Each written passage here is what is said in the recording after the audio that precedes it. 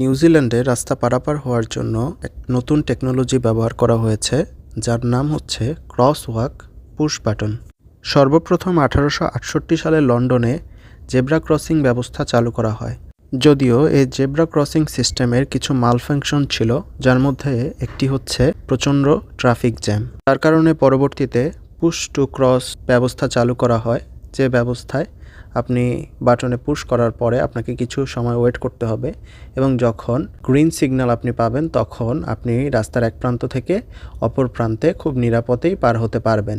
যদিও সর্বপ্রথম এই ব্যবস্থাটি দৃষ্টিহীন কিংবা যারা চোখে কম দেখেন তাদের জন্য এই ব্যবস্থাটি চালু করা হয়েছিল, কিন্তু পরবর্তীতে এটি মূলত সর্বসাধারণের জন্যই তৈরি করা হয়, যেহেতু এর ফলে ট্রাফিক জ্যাম অনেকাংশেই কমে যায় এবং মানুষ খুব সহজেই রাস্তার এক প্রান্ত থেকে অপর প্রান্তে পার হতে পারে নিরাপদে।